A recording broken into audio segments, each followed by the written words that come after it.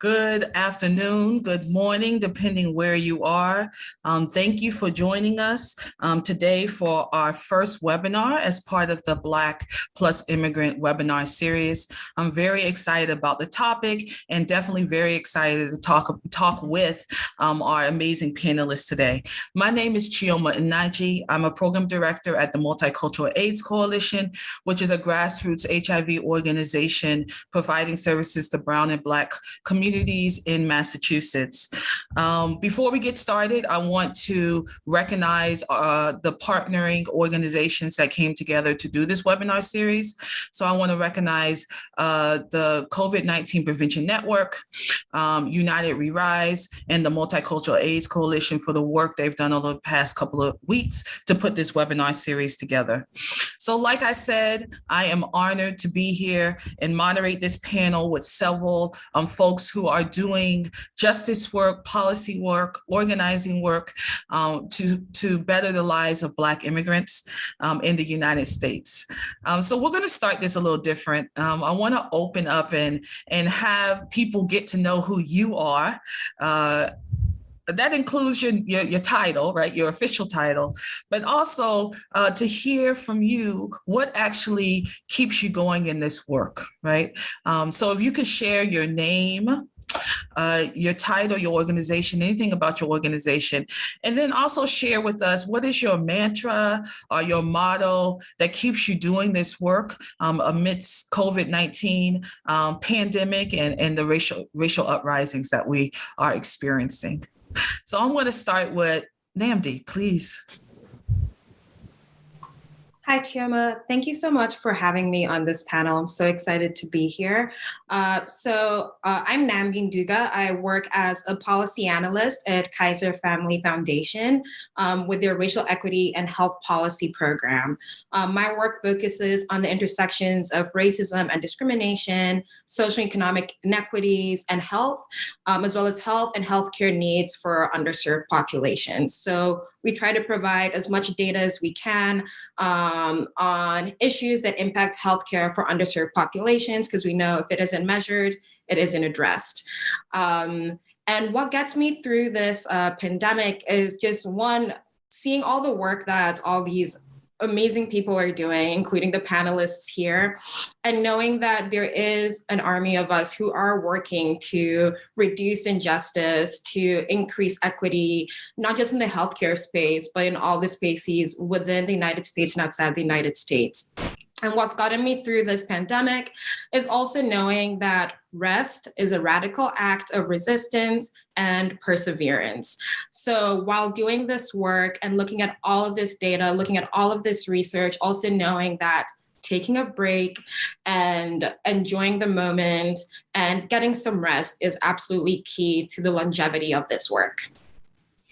Absolutely, absolutely. Thank you. Nana, you can go next. Thank you so much. I'm glad to be here. It is lovely to be here with my comrades and my siblings. Nana Gyamfi, I'm the executive director of the Black Alliance for Just Immigration. We are the largest Black-led racial justice and immigrant rights organization in the United States, educating, advocating, organizing on behalf of the roughly 10 million Black immigrant and refugee families in the United States.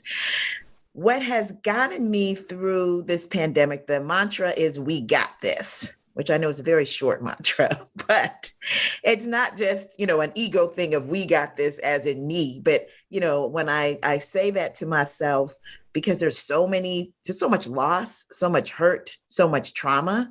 And it's a reminder that no, we also have victory, and that it's a victory in a we, whether the we is myself and my ancestors, right, who are right behind me and all around me, from mamas to great grandma and grandmas alike, to the we of our community, and the we of our people, and the reminder that we are victorious, that we are resilient, that our resistance continues, and we got this. We with the capital W. Yes, absolutely. We got that. Got this. Miss Marlene, please bring yourself into the room. I think you're on mute. Can you hear me? Yes, ma'am. We hear you now. Yes. And let me get closer. Marlène Bastien, Executive Director of FAM, Family Action Network Movement, located in Little Haiti in Miami, Florida. Thank you so much for opening this space for me and for my wonderful champions on this in this dialogue this afternoon. FAM provides what we call wraparound services. We are a one-stop center in Little Haiti. We provide wraparound services to families, but we also organize our members around issues of importance such as immigration, climate change, climate gentrification. We give our members, we don't call them clients, even though we do provide wraparound services. We don't call them clients, we call them members, because we want to make sure that they understand that even though we provide this opportunity for them to access resources, but they also have a role to play and to contribute in their own empowerment and transformation. So that's what we do at FAM. We give our members the tools. We meet every other week. We do organizing training, communication training, because we believe that no one can speak better to what they're going through, what they are experiencing in life, than those who are directly impacted. So welcome. And then we always say that here at FAM, we are at the intersection of immigration and climate gentrification, because we are in an area that is being, gentrified, where people who build their communities, Black immigrants, Black and brown immigrants who built this neighborhood where we are now, they are being pushed out. So we are in a constant fight for our life, the fight to stay, the fight against, cultural erasure, the fight for our own surviving. So I'm very happy to be with you this afternoon, and thank you. Thank you very much. And I guess I'll share mine. For me, definitely the past year and a half has really brought forth for me the need to hold grace for myself and hold for grace for people around me in the communities that we hold close. Because like all of you all said, this is a difficult time, but it's been a difficult time for a long time, right? For a lot of the communities that we serve. And we still got a lot of fight to go. So to hold grace with yourself, that you're doing what you can do and that it means something. And then also hold grace with people around us, because we don't know what people are going through. And we know that what we do know that people are going through, we know it brings up a lot of things. So we want to hold each other with grace. So definitely that's what I hold for me and continue to do this work. So thank you. All of this, we're going to hold in this space as we continue in this conversation. I just want to let people who are participating with us know that you are not on video and audio, but we definitely want you to engage with us by presenting comments and questions to the panelists. You can do that by selecting the Q&A option at the bottom of your screen, typing in your question, and we will be able to see it and definitely respond to it. So I want to get us started with just sort of grounding us in this big sort of area or world of immigration policy. So if you all can sort of start us off by saying, by talking about how do you define immigration policy? And then what are some of the immigration policies that were sort of impacting Black immigrant communities before COVID-19? So someone can go ahead and get us started.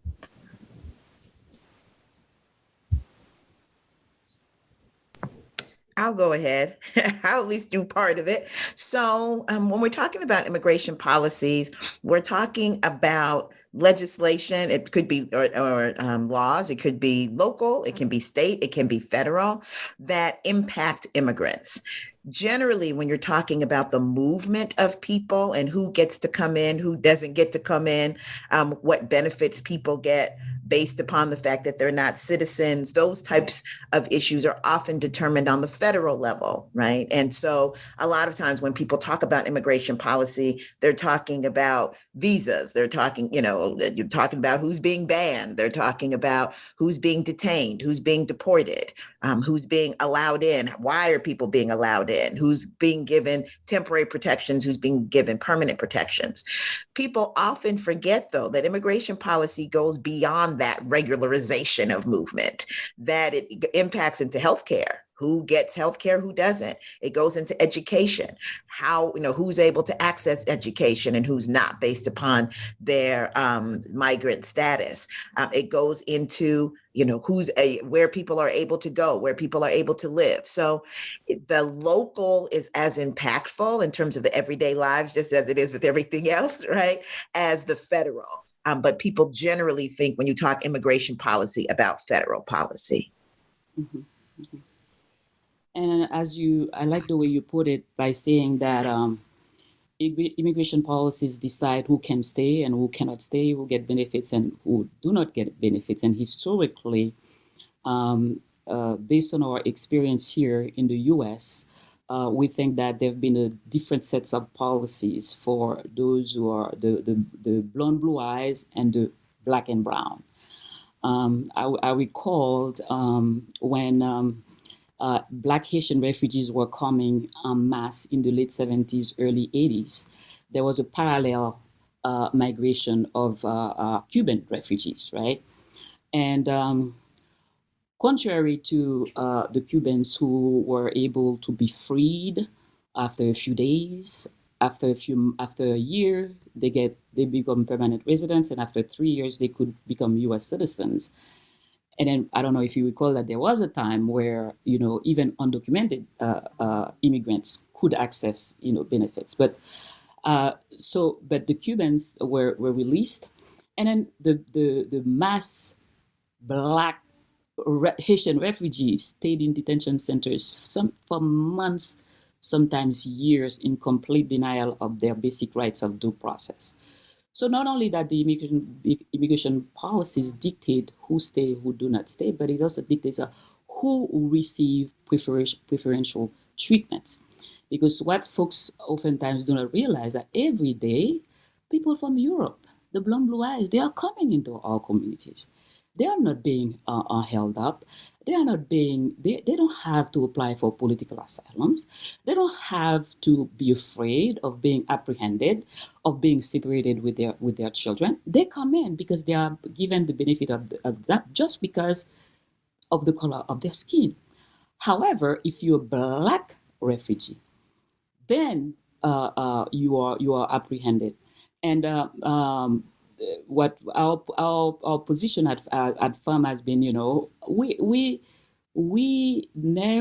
was never a time where we wanted the U.S. to open the floodgates and let everybody in, right?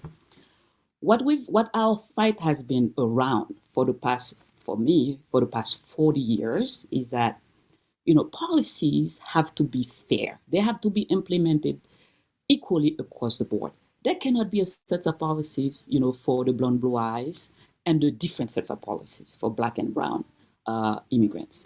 So in cases where, like the Trump administration, for example, before right after he got elected, he started to change things around, right? To end, benefits that some refugees and immigrants had, right? To end policies that, like TPS, temporary protected status, which allowed people whose nations are in turmoil, whose nations are going through changes, to stay here temporarily. But temporarily, as long as the conditions, change. Because if the conditions that don't change, then it's not temporary anymore. They can legally remain. So what did he do? He terminated temporary protected status. He terminated benefits for DACA recipients, and then immigrants groups like ours, we had to fight. We had to fight on the ground. We had to fight. We had to fight in court. We have to spend resources that we didn't have because Black and brown immigrants were targeted. So not only do the policies dictate who to stay, but who gets what. And then the fight is unending because when we look at now, we can say after elected Biden, that things people thought that, oh, we elected Biden, then things are going to change. But look at what's going on right now. Thank you, Ms. Hartman. What's going on right now? So we have to always be looking at these policies and then decide and then assess to see why why these administrations are changing these policies and on who are being impacted, who are choosing to be impacted. Mm. You're highlighting two, I think, critical points for us to discuss. One is around how does anti-Blackness live in immigration policies? What does that look like? But also you're bringing up the fact that, at least, what I'm sort of taking from it in terms of the history of Haitian immigrants in this country is the way in which Black immigrants are not included as part of the overall conversation around immigration, right, or around immigrant health and that national advocacy work, right? So I want to sort of dive more into those 2 points. And focusing around anti-Blackness, you mentioned a couple of things. If you all can talk a little bit more around ways in which you've seen more recently how anti-Blackness has showed up in immigration policies or policies that impact the lives of immigrants and refugees. I'd like to mention the ICE detainers, for example. The ICE detainers are measures that deputize law enforcement to profile, Black. Well, they claim that they can stop people, and when they stop you, if you look like you are an immigrant, they can stop you for any reason. And then if they find that you don't have any documentation, even though you didn't commit any crime, they can detain you and then get asked to come and get you and put you in detention centers. So I don't know if you recall that, Florida, our mayors in Florida were, specifically in Miami-Dade County, was the first one to agree to ask detainer to detain immigrants. So imagine, during this pandemic, if before the pandemic you were afraid to drive, people were afraid to even take their children to school, to the point that the superintendent had to hold press conferences to tell parents it is okay, you can bring your children to school. No one can come on school ground to get you. So these ICE detainers really target Black and browns, because who gets stopped at every turn for a book and tail light? Who? Black and brown, the Black and brown. Who gets stopped for or driving a nice car? The Black and brown. Who gets stopped for being on the streets at 4 a.m. in a brand new Mercedes? The Black and brown.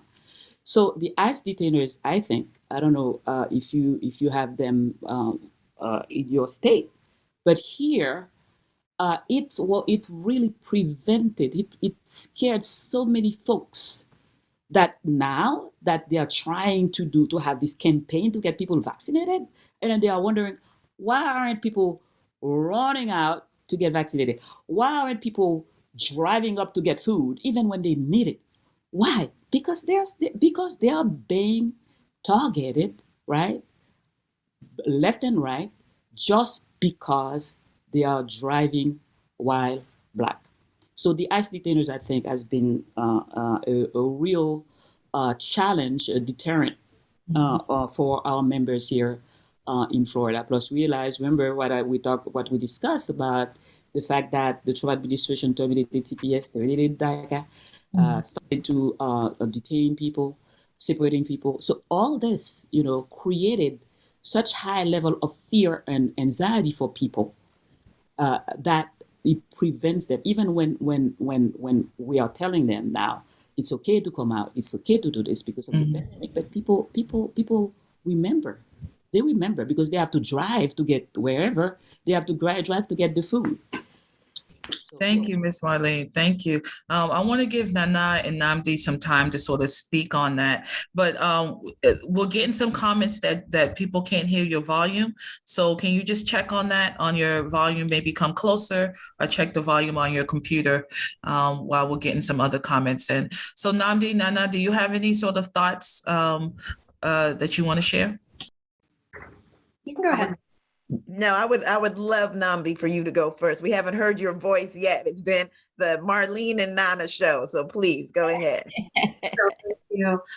Thank you so much for bringing that up, Marlene. I think what we can say definitively is that Black immigrants straddle the lines of structural racism that Black people face in the United States and the fears associated with anti-immigrant sentiments that grew a lot over the past couple of years. And we're seeing the consequences of that during the pandemic, as Marlene said, due to changes in TPS designations, due to changes in the public charge rule. A lot more immigrants are scared of coming in to get vaccinations, to get treated for COVID-19, to get tested for COVID-19, out of fear that their immigration status or any of that identity documentation will get shared with immigration services and have detrimental impacts to their immigration status in the United States. And again, with a lot of the policies, we've seen a lot of organizations and the government has started to recognize that racism is a public health issue. And we have and are taking a lot of looks into policies that were put into place that are based in racialized sentiments. So looking at the impact of the public charge rule, you can't ignore the previous thoughts regarding welfare queens, which were based primarily on inaccurate representations of Black women and what that impact will have on Black immigrants in the United States using services such as Medicaid to get their health care and all of that.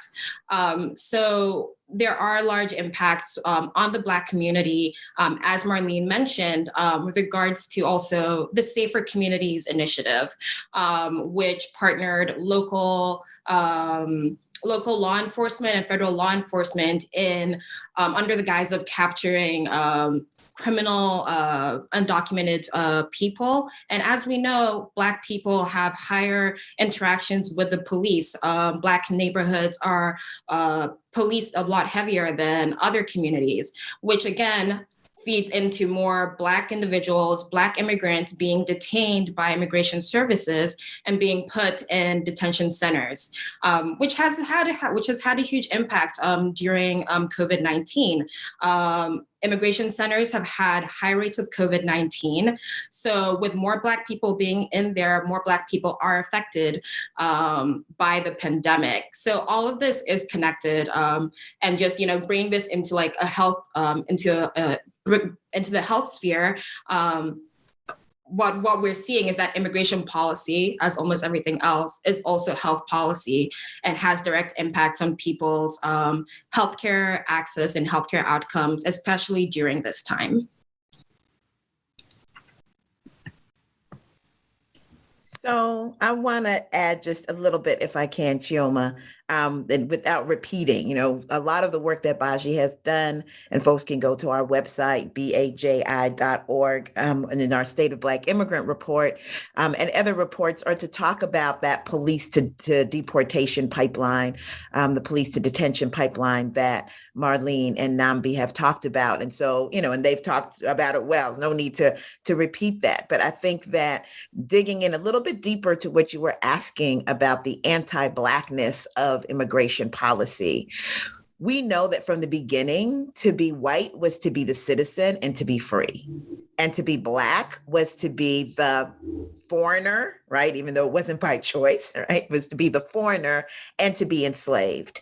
And so the criminalization, the exclusion, the separation that we experience as Black migrants is part and parcel of the criminalization, exclusion, and separation of African-American communities, African-American families. And I often say that, of course, when we look at immigration policy, we're going to see that it is anti-Black, that it's going to disproportionately harm and traumatize Black people. And I say to non-Black immigrants of color, why would you think that you would be in a better position than multi-generational African Americans that have given 400 years plus to this country, right? And so if they are still not considered citizens, Breonna Taylor wasn't treated as a citizen, quote unquote, right? George Floyd wasn't treated as a citizen. Our brother Malcolm, with his Caribbean mama, taught us that if you were a citizen, you would need all these extra special laws to protect you, right? Because you could just roll with the Constitution. So we know that the anti-Blackness is just a part of the United States, and its immigration policies are going to reflect that. The one piece that I want to add that hasn't been lifted up is the area of protection and relief in terms of COVID, and the ways in which Black immigrants have been so excluded, not even, undocumented for sure, but certainly not just folks who are undocumented, who are Black migrants have been excluded because of our Blackness, right? So we're excluded right with multi-generational African Americans from PPP loans and other types of benefits, but excluded from healthcare, excluded from because of language access and cultural competence, from even knowing about rent assistance, about eviction moratoriums, right? All of these pieces that should be that we should be benefiting from. And so organizations like Baji had to set up national COVID relief, give direct aid, raise funds, help people with food distribution, all of these pieces, because we were excluded from getting those protections and that relief. And even in terms of as essential workers, the language, the cultural competence, our migrant status, making us even more exploitable and exploited within the labor field, labor market, as we talk about the immigration policies impacting Black migrants during COVID. And I'm glad that you're taking us in that direction around sort of what does this mean for COVID-19 relief work, and also, as we start talking about recovery work, right? Definitely, you all have brought up some of the issues that Black immigrants are dealing with sort of on a national level pre-COVID. And now that COVID has hit and we're still dealing with it, and we're dealing with testing and vaccinations, there are other issues that are just compounded. And I know Ms. Marlene brought up the word intersectionality, which we are all over that, right? All over the ways in which Black immigrants intersect in terms of their Blackness, in terms of their immigration status, in terms of language, and we can continue to add identities. But I want to dig deeper more in terms of how Black immigrants have been impacted by COVID-19, and particularly thinking about some of the regulations on how COVID-19 relief has been sort of put out there at the federal level, and even at the local level, how testing is happening. In Massachusetts, there was a big push to make sure that testing sites and vaccination sites were not asking for ID. Right, because we knew that there was a huge barrier in doing that, because not all immigrants, and I definitely don't want us to put out there that most immigrants are undocumented, right? We do not want that narrative. We want a narrative where, regardless of immigration status, that folks should be able to live freely without any criminalization or any harm. And so, but the fact that you all have highlighted the fact that just because of the atmosphere in the U.S., immigrants not wanting to come to local sites for testing or vaccination. So if you all can talk a little bit more about what are the ways in which you're seeing some of the federal rollout of relief being exclusive, right? And that's sometimes harmful to Black immigrant populations. And maybe in your local area, what are some of the local policies that have been put in place during this time that are anti-immigrant?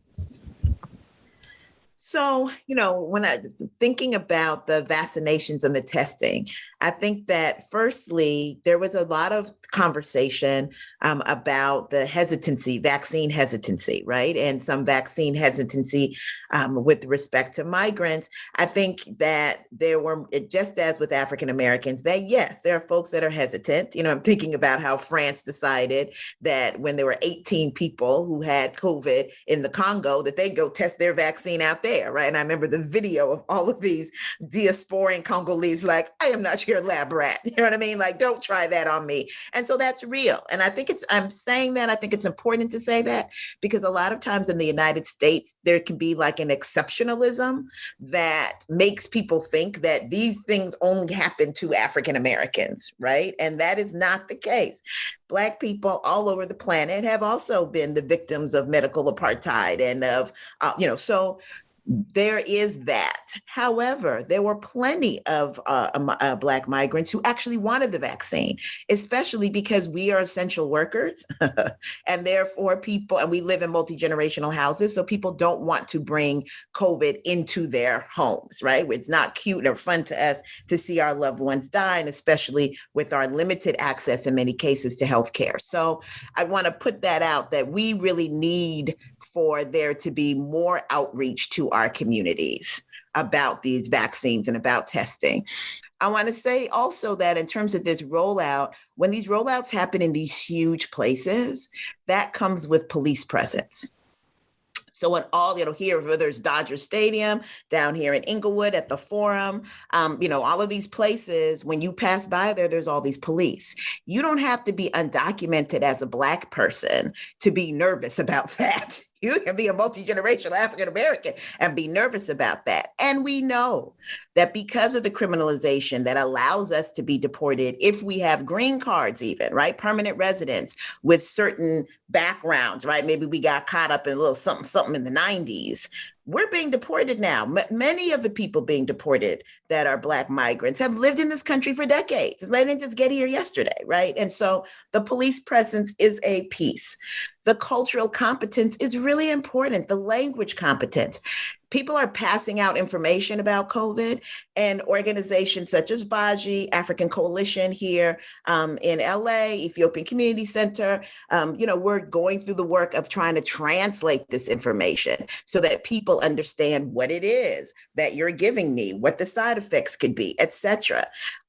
Connecting with our organizations, they're not doing that. They're not connecting, Chioma, with our social organizations, with our churches, with our mosques, with the people that we trust, and saying, hey, how can we roll this out in your parking lot? Or how can we roll this out at an event that you're having? And so, we're already isolated and being isolated. And now to think that folks are suddenly going to jump out and be in your big public spectacle, I think is a little much. Lastly, I think there's not enough focus that could have been done on getting Black migrant healthcare workers involved as trusted messengers, right? And as people engaged.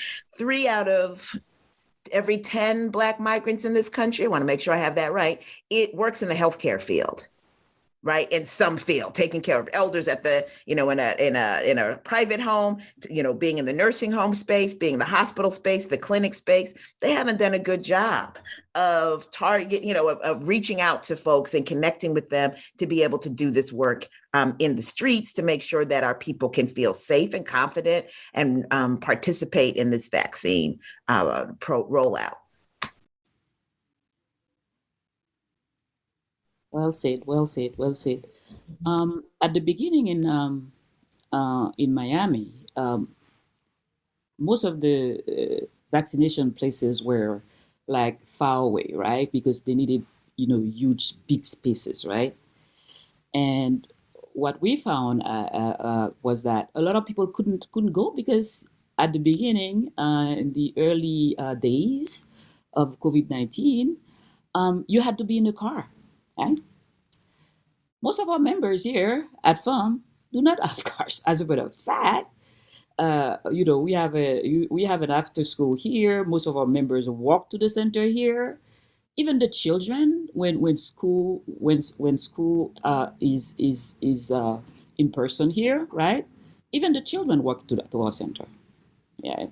So people do not. If you're asking people to drive and they don't have a car, then they don't get access. They don't get vaccinated. They don't have access. They couldn't get the test at that time because they didn't have a car. Now, most of the food, to access food, you had to be in a car, and then you had people, coming to bring you food in. But what about those who didn't have cars? So there again, you created a group of people who were dying hunger has been increasing, not only here in Florida, but throughout the nation, because people lack access. And then one of the things that COVID-19, the pandemic, highlighted was, the big divide. I mean, you have so many people who are underemployed, who were at such disadvantage, right? And now you have added pressure because of this lack of access. And then instead of making things easier for folks, we have a tendency to make them worse. For example, to get the COVID tests, at one point the governor was asking for people to present their driver's licenses. My dear friends, there are 11 to 19 million undocumented of this country. Here in Florida, for example, and I know it's the same for in many states, if you're undocumented, you can't have a driver's license. And yet, this was one of the requirements for folks to get the COVID test. It is still. I went to get the vaccine recently. I had to present my driver's license. On the one side, you're asking people to get vaccinated, and then on the other hand, you're not creating any space. You're not making it easier for them to access the vaccination stats. So we believe that healthcare is a basic human right. Now that it's not the time for you to be asking people to present, this document, that document, in order for you to get tested, this document, that document, for you to get the vaccine. Because the fact is, a lot of people who've been living here, like Nana said, for 50 years, guys, because our immigration system is broken and our leaders have refused to change the policies to allow folks who are part of our essential workers. They are working in our farms. They are picking our food. They are packing our meat. They contribute to our country to levels that are unimaginable. And yet we have refused to create a space for them to come out from the shadow, from the darkness, to the light of freedom and dignity and respect. So until we understand that, and then decide to create a space where people can adjust their status, right? Trailblazing a path for them to become, because they are citizens, they are contributing, they are part of our essential workers, they are. But give them a chance to come out and live in respect and dignity. That's what we need to do. And if you want people to have access, throw away all the barriers. Voyons jeter, throw them away. Access to healthcare is a basic human right. It's not a privilege, and everyone has a right to that. And then it benefits all of us, right? I mean, we want people to be well. They are, after all, they are our teachers. They are our servers. They are doing the hard work. Who do you think are working in our farms here in Florida? Who? So it makes sense. It is smart. It makes sense to do things different. And yet, even through this pandemic that has wreaked havoc in our lives, we are still working to make life harder for folks, especially those who are already at a disadvantage, the Black and brown of our communities. And in addition to that, we have to be on the streets to fight systemic racism. We have to be on the street. Think about what we have to be through, even in the midst of this pandemic. Miss Marlene, I see the fight in you. I see you getting me all excited, like, okay, let's get it. Let's do it. Nambi, I know that your organization recently released a report around the intersection or the impact of COVID-19 on immigrants. Is there anything you want to offer from that report that you think is very critical to the experience of Black immigrants on top of what Miss Marlene and Nana has already shared with us? Thank you. I think it's so hard to top what Nana and Ms. Marlene have said. They've covered everything. And our research echoes a lot of what they're saying. And what we find are, access barriers are what are contributing to are some of the things contributing to lower vaccination rates among Black immigrants and other immigrant communities. And in addition to what Ms. Marlene and Ms. Nana said, one of the main things is that vaccination clinics are being held during times where people are working and are also being, as Ms. Marlene said, are located in places that people can't get to. So what we've seen that's been successful in some states is having these vaccination clinics in local communities with people who the community trusts. So local physicians, local providers, as well as trying to have them be flexible. So working outside, having clinics open outside of work hours.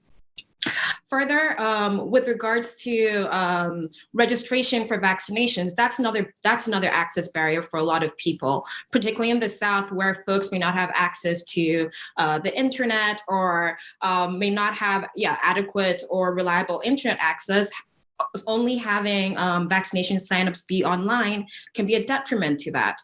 And as well as some people just don't have the time to sit for hours refreshing the vaccination signups or have, family members who can do that for them. So what we've seen in some states is having vaccination signups be more flexible and come out in a variety of mediums, either have phone calls open, hotlines open, or working and partnering with local community organizations and community healthcare centers, which the data, both CDC and what we've seen, have been incredibly successful in registering and vaccinating communities of color, Black folks, immigrant folks, Hispanic folks, compared to other vaccination outlets. So I think following what the data shows, investing in these areas may be quite successful in increasing vaccination uptake within COVID, and also just, providing resources for these communities during this particularly difficult time.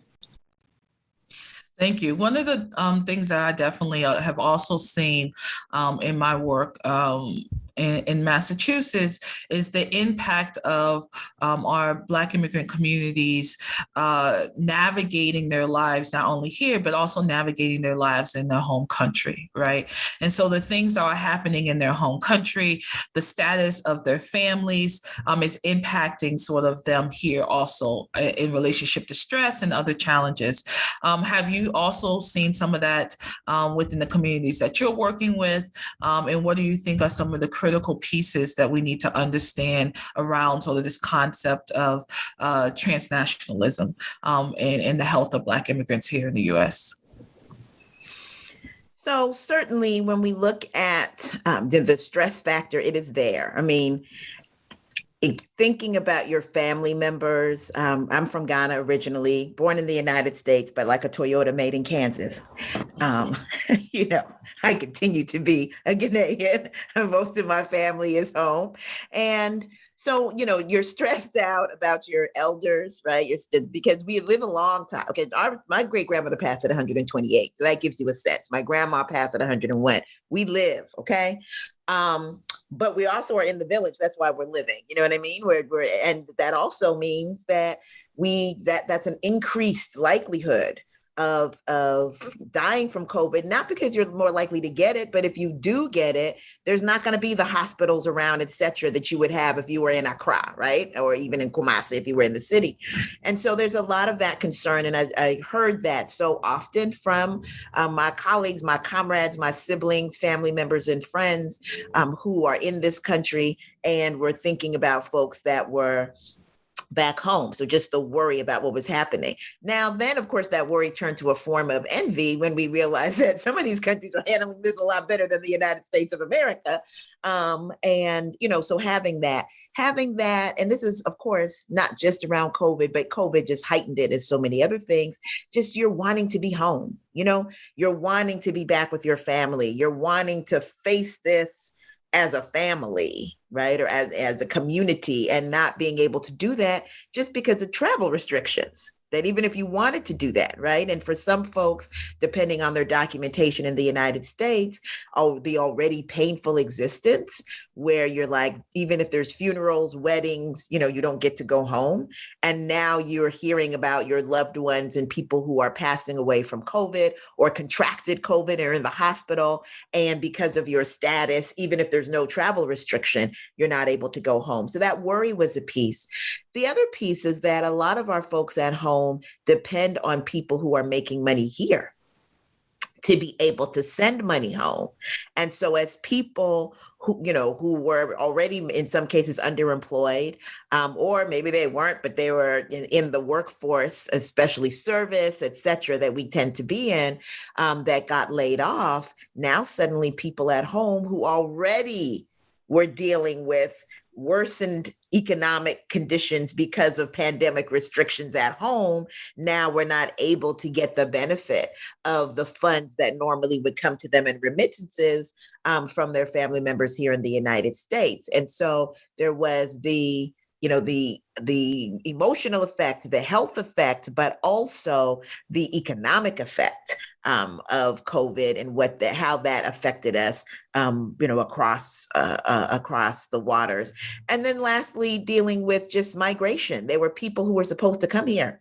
There were people who had now gotten their diversity visa. They finally got the lottery and they couldn't make it, or family-based visa and they couldn't make it. And that was a big strain on folks who, had bought tickets. Now they got to use it within the year. You know the drill, you know what I mean? You got to add more money to it to be able to come. And so people were prevented from being reunited with their families because of the pandemic as well. Mm-hmm. Yeah, I'd like to add something to what you said, Nana. You talked very eloquently about all these issues, especially the remittances. I don't know if folks can hear me better now. Can you hear me better? Yeah? Okay. In our case, as I indicated at the beginning, we are a one-stop center. And then we were blessed to keep our doors open throughout the pandemic. We had to close briefly a couple of times because some of our staff, tested positive for COVID-19. We had to briefly close. We've lost a lot of, strong advocates, people who've spent their lives, in the fight for justice, for equity, fight against systemic racism, including some of our board members. But in addition to worrying about people at home, in the case of most of our clients, because about 60 to 70% of our clients are from Haiti, right? And then we know that in addition to the pandemic, right, Haiti is going through some of the, probably the worst political upheaval, since probably the late early 2000, right? Every day people are dying, and we know that in times of political instability or disasters, women and girls particularly, suffer more than anybody else, and then it is really exemplified by the political havoc that's going on right now in Haiti. Women and girls have been targeted. Young women have been kidnapped, raped, abducted, and killed.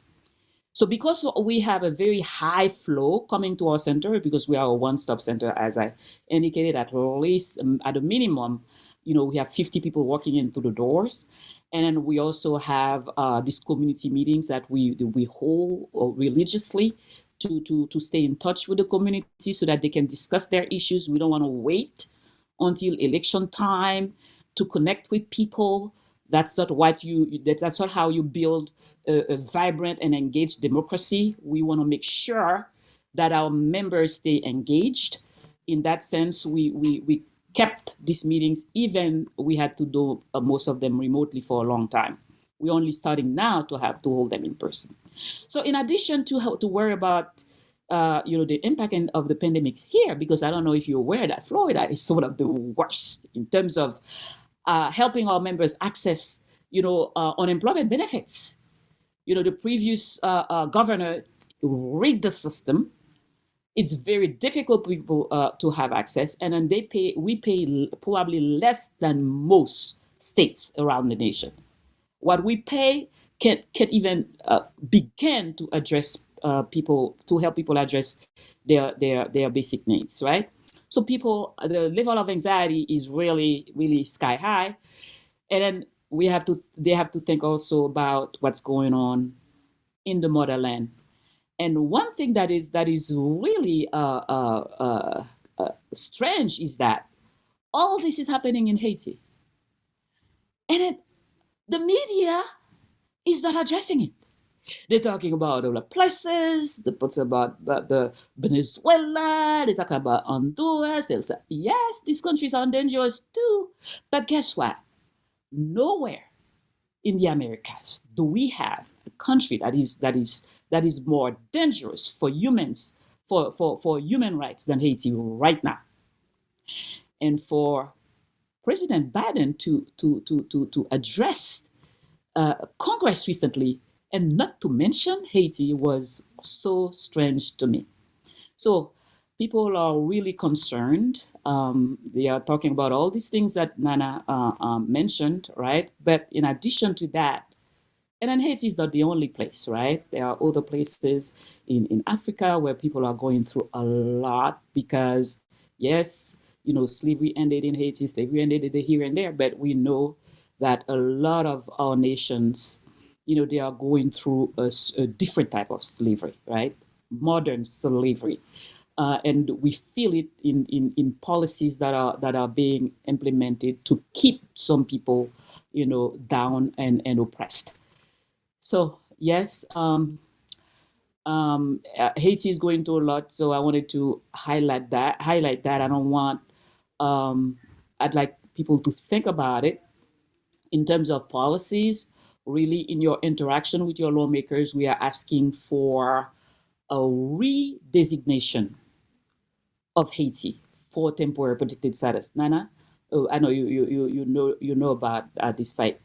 A redesignation, because when we compare Haiti and Venezuela right now, tell me, talk to me. When you compare, and yet Venezuela, rightly, right?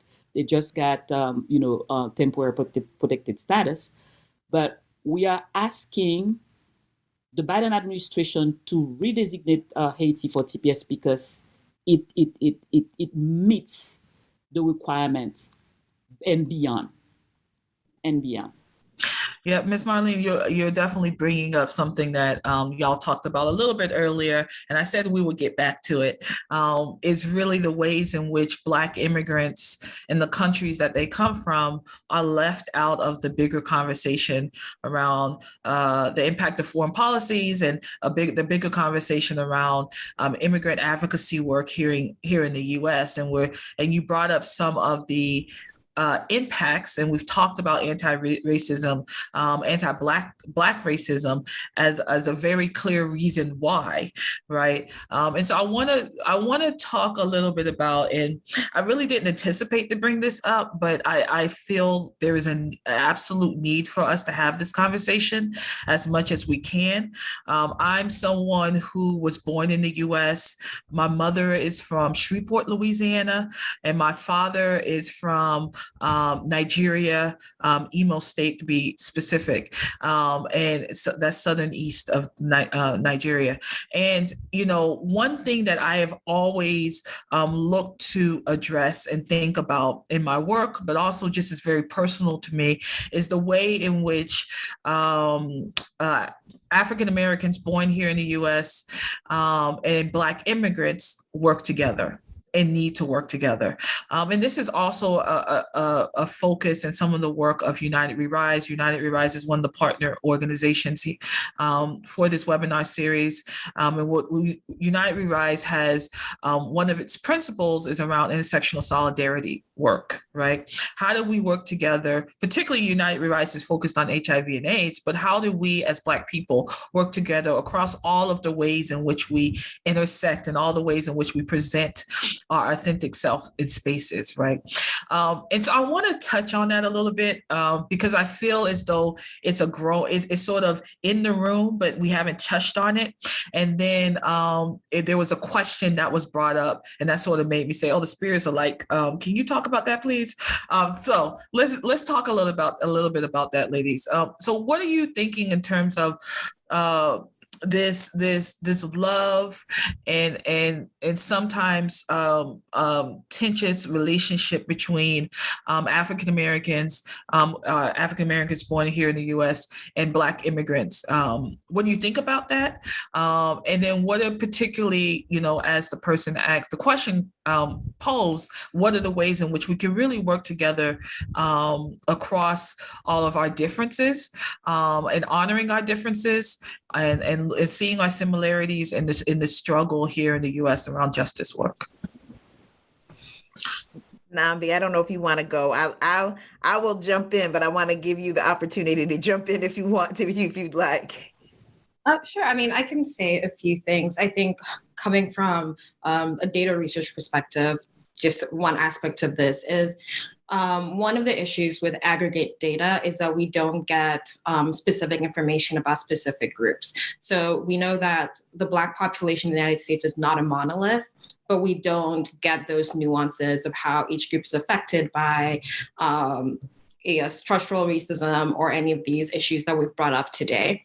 And I think that can have an adverse impact on the narratives that we hear about each other. So bringing it back to the question that you asked, so particularly with regards to Black immigrant populations and African-American multi-generational populations. So narratives that may be spun out of a lack of information about specific groups may impact how we interact with each other and how we work together to address these issues.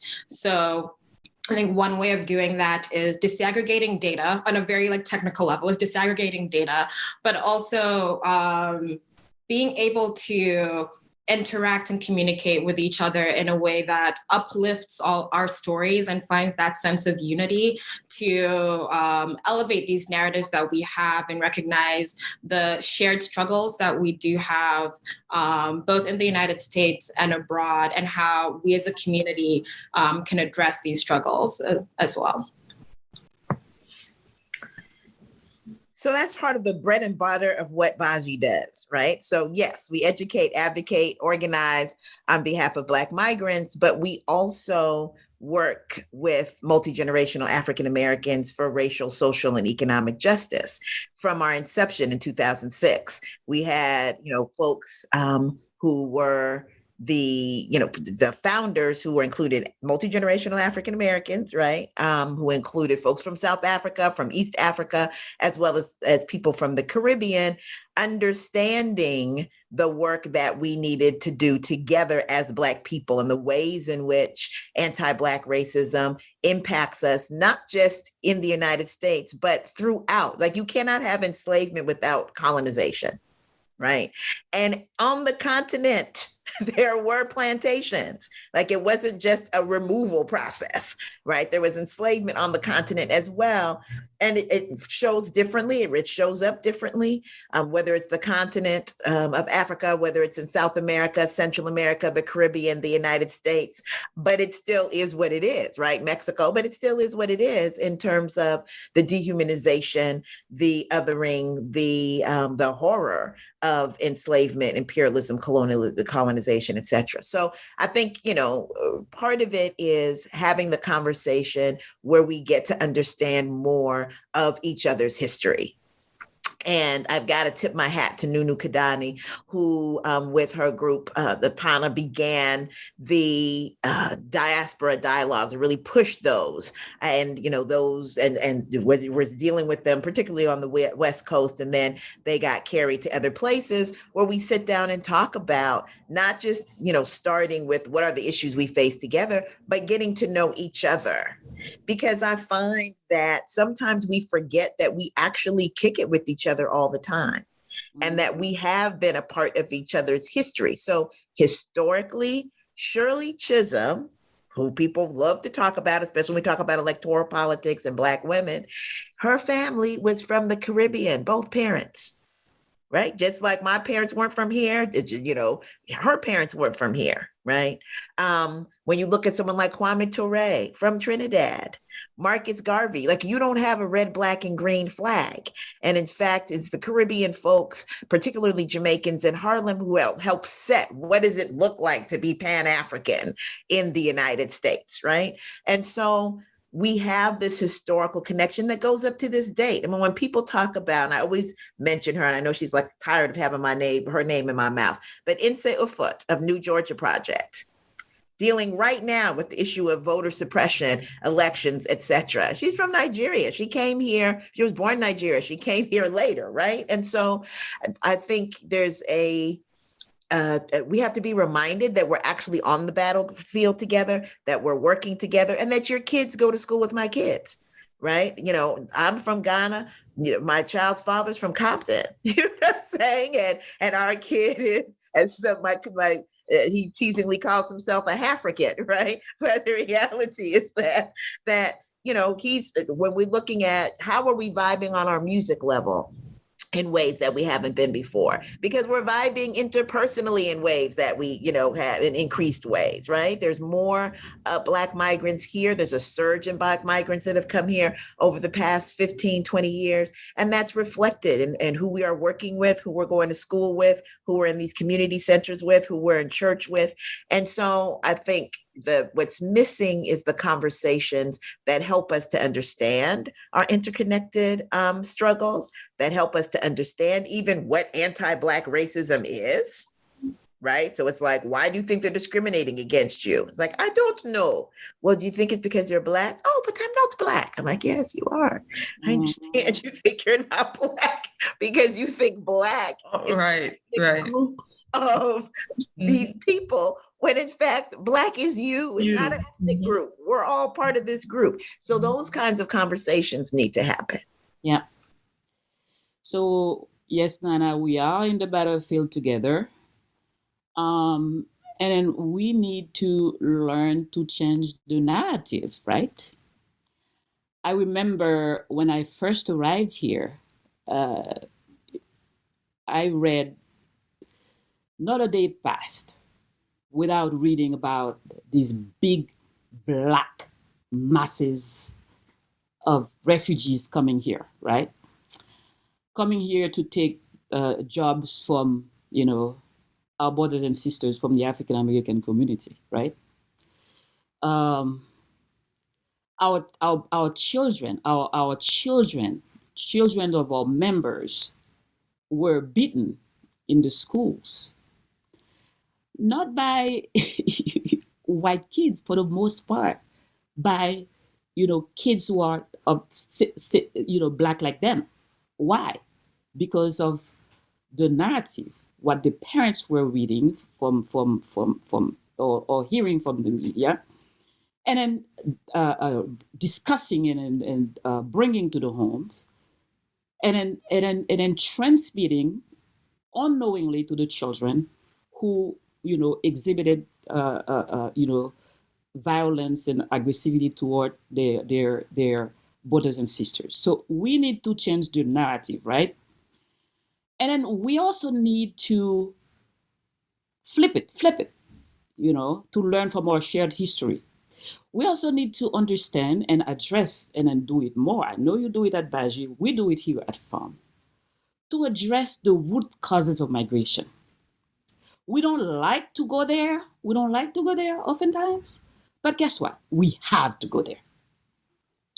When you take a country like Haiti, for example, my friends always ask, Marlene, why can't things get better? Why? But when you go down and learn about the history, learn about the endurance, I don't know if it's a French word or I don't know if we have it in English, the constant meddling to our affairs to prevent the country to thrive, right? When you have let me give you a quick example right now, because I don't think I have a time for a big history presentation. Let me give you a quick example right now. I told you about kidnappings, right, of women and girls, right? Kidnappings of merchants. People would have nothing and they are being kidnapped and they are being asked thousands of dollars. One of our members, one of our community organizers, her uncle was kidnapped April 25th. They asked him for $112,000. He gave it. They asked for more. A pharmacy student was kidnapped a few days ago, found dead. Armed gangs are carrying big, expensive war arms, guns that you find other places that we don't make arms in Haiti. Most of the guns and big rifles, where do you think they come from? Where do you think they come from? They come from here. So they come from the US. Yes. How do they get there? Why are they getting there? And why do these young men and women, very young, 14, 30, why do they have access to these killing machines? Why? So we must take time to address the root causes of migration. Why are countries like Haiti, El Salvador, Honduras, Nicaragua, and others, why are they always, in the case of Haiti, for example, always embroiled in this high level of instability? It is by design. It is by design. So, number one, flip the narrative to understand that the struggle is one. It's one struggle. One struggle. Because after all, where did we all come? We all came from Africa.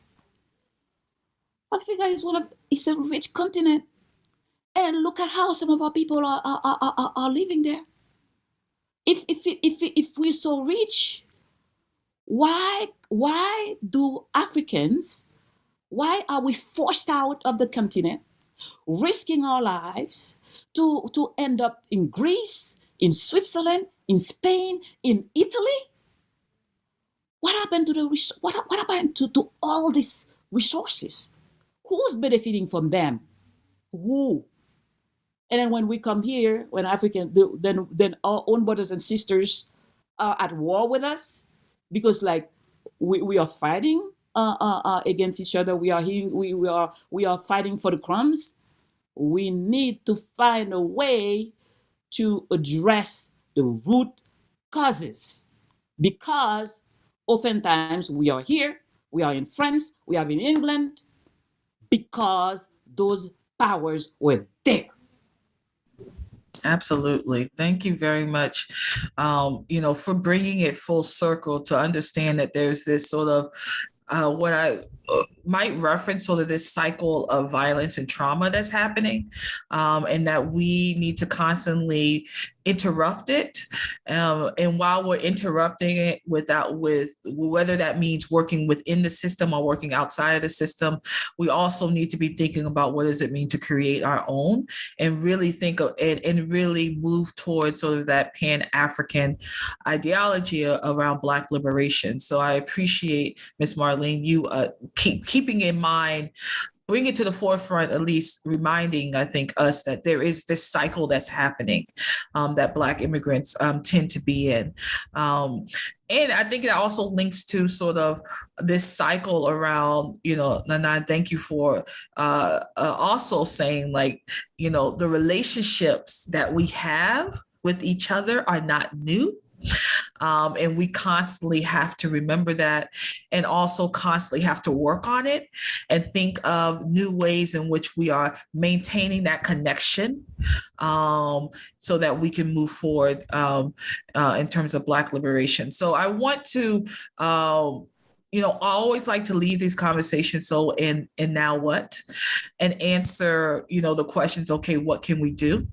So people have something to do once we all leave this Zoom meeting. People have something to do. So I want to start that conversation. We have about another 15 minutes, and people can please pose your questions. I'll monitor the time to make sure that we get folks' questions in, to talk about.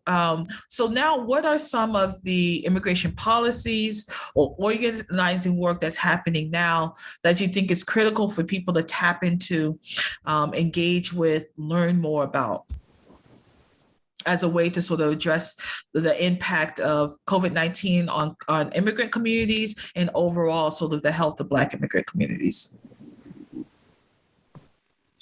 So I'm going to invite folks to check out the organizations that are connected with the folks that you're seeing right now on this screen. Baji, we have, you can go to our website, baji.org. We're on Twitter at Baji Tweet. We're on Instagram at InstaBaji. We're not TikToking and all that yet. We're not in that space yet, but that'll help you to see what types of campaigns we're working on, what types of campaigns other folks, such as Marlene, are working on, because we try to carry and share all of that information and get plugged in wherever you are. There are Black migrants in Iowa. There are Black migrants in Kansas. There are Black migrants in Maine. Like, I don't care where you are in the United States of America, there are Black migrants there that you can plug into and see what kind of support, what are they working on, number one. Number two, abolition, abolition, abolition. We have got to defund, defang, dismantle in all these cops in cages, from the local level to the enforcement level. Plug in. If you don't, for some reason there's not a Black immigrant organization near you, that's cool. Even if you're a Black immigrant, plug into what Black folks are doing, including African Americans, to save ourselves, right? And so plug into those movements. And abolition is one that's really important. That's gonna, deal with some of the barriers to health that we're talking about in this COVID conversation. And then thirdly, specifically with respect to COVID, if you're interested in making sure that our folks are vaccinated, tested, et cetera, look to see what social organizations are there that are Black migrant, and connect those social organizations with resources, including your own volunteer self, to make sure that you're participating in those vaccination and testing drives. Mm-hmm. Yep. So we have a lot on our website. I'll put it in the chat in a few for folks to participate. As we speak, we have a lot of farmers here in our states, and I'm pretty sure, like Nana indicated, that you have some in your states too that do not have access, that are not being vaccinated, right? They need people to advocate for them. We have a lot of our immigrant children who are falling behind.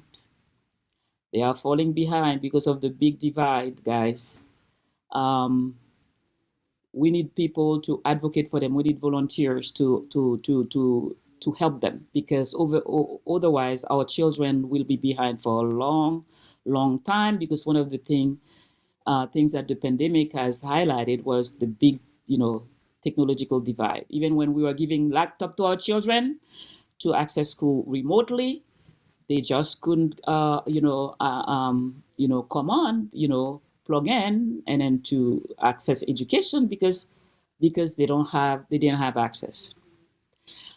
In terms of campaigns that you can work on, we have a lot on our website right now. Like I said, we're working for redesignation, but there's an issue I'd like to bring forth to you, because during this pandemic, we highlighted the sacrifices that the immigrants are making.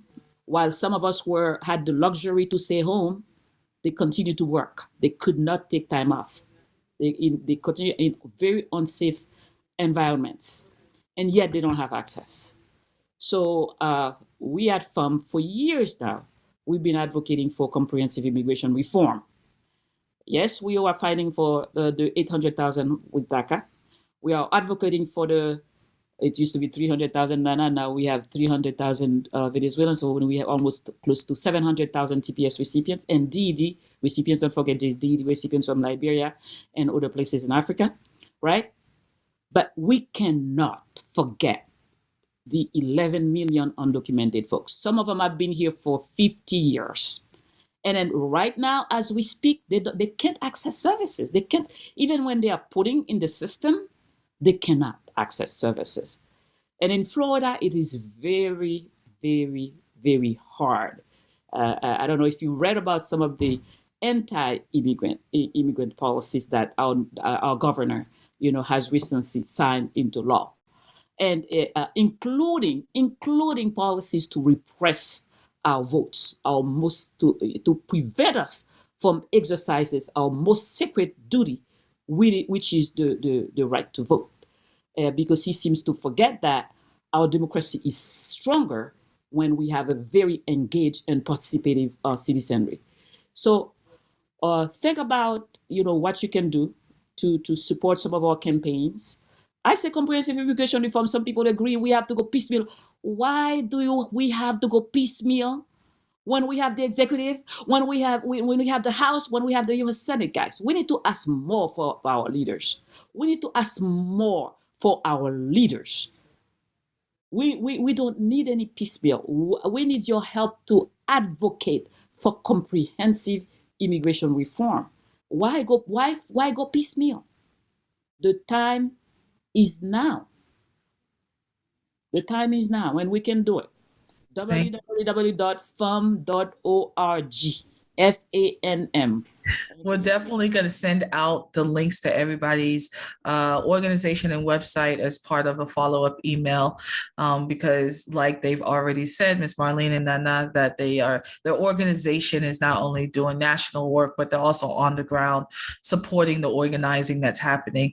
Nambi, I want to ask you a question about, you work in the policy space. So what kind of advice would you give to Black immigrants who are interested in engaging in policy and doing some civic engagement work? What kind of advice would you give in terms of next steps?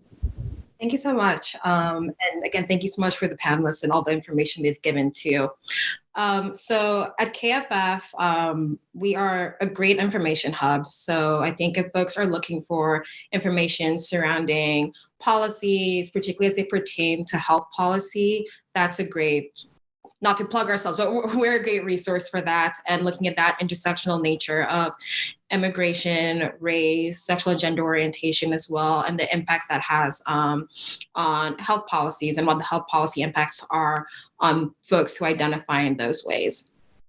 With regards to engaging with policy, I think with engaging with policy work, I think one of the most important things is getting as much information as you can. The policy landscape is incredibly dense, and it's changing all the time.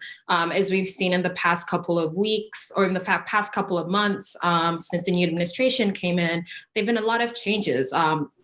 especially in the immigration policy space. But a lot of those changes have not percolated down to the communities.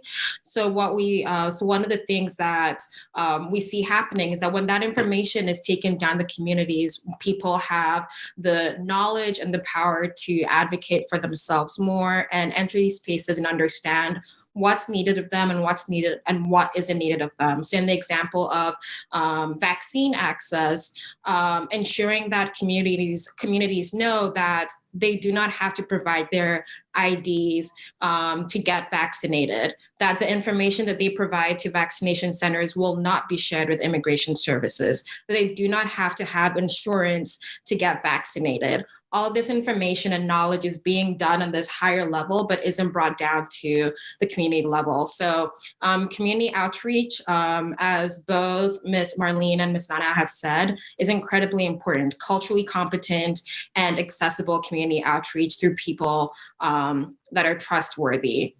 I think just on a personal, this is taking off my KFF hat and as NAMBI, engaging and listening to a lot of the conversations that are happening out there. The policy field changes so fast, and getting that information on a high level can be difficult. So listening to podcasts, Kaiser Health News, listening to what's coming in through various, what you consider your trusted resources on the internet as well, is something to keep track of on a regular basis, because these policies are happening and they do have impact on our lives. And more often than not, no, they're not going to get explained to you by the people who are passing them. So you do have to take that extra step to go in there and get that information and ensure that your communities are also getting that information as well. Thank you. Thank you. This has been amazing for me. And I don't mean to be selfish in this space, but this has been amazing for me, purposely, hearing from each one of you all, and not only you all being very clear about where you stand in this work, but providing an amazing wealth of information and context to the lives of the communities that we represent and the communities that we fight for every day. So I want to say thank you. And I also want to say thank you on behalf of the partnering organizations, United We Rise, the Multicultural AIDS Coalition, and COVID-19 Prevention Network. And again, we will be having this recording sent out to everybody who has attended. We encourage you to share, and we will be providing follow-up information to get connected to each one of these ladies. So ladies, thank you. And I want to end with you all just giving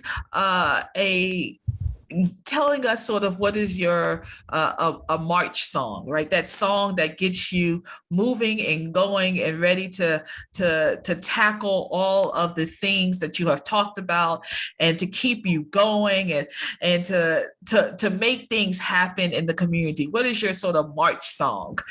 As we bring in the spirit of Pan-Africanism and civil rights work that has allowed us to be where we are right now. What's that march song? Should I start? That look, I put this on them like they weren't ready, but I just feel it. Go ahead and start. I would say that my march song is Jill Scott, Golden. Living your life like it's gold. That is just my song because it means so much to me on multiple levels. Personally, it means always show up authentically.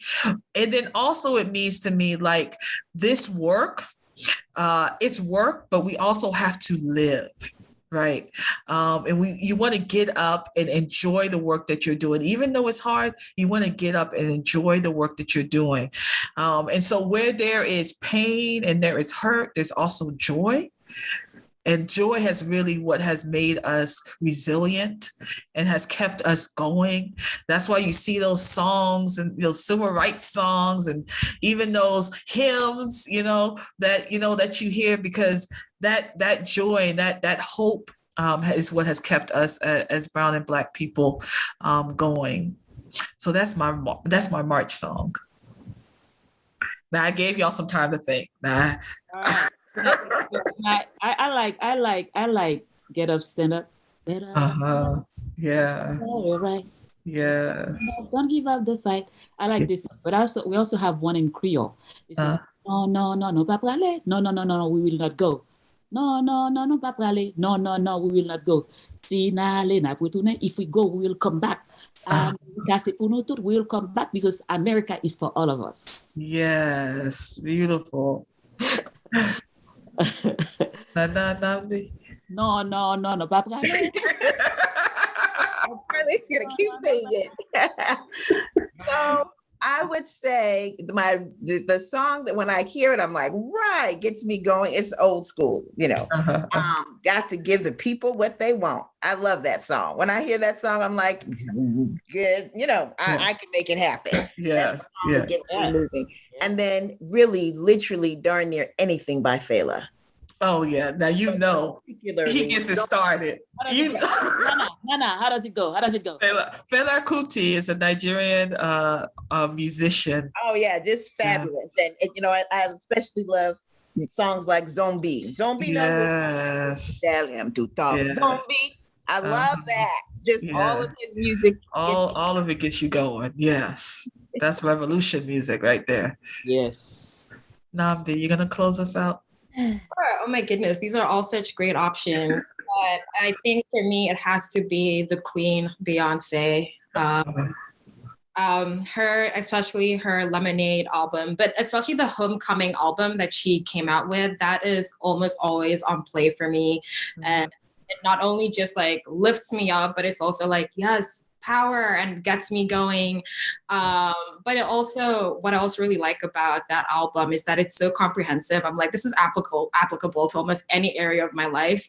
Yeah. So, listening to it just like helps me bring that holistic view to everything that I do. I'm like, the personal is political, the political is personal. Absolutely.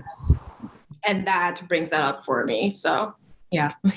Thank you, ladies. I appreciate you, and continue to be safe and be well, and have a great rest of the day. Thank you, everybody, for joining us. Thank you, everyone. This was fabulous. Thank you. All, God.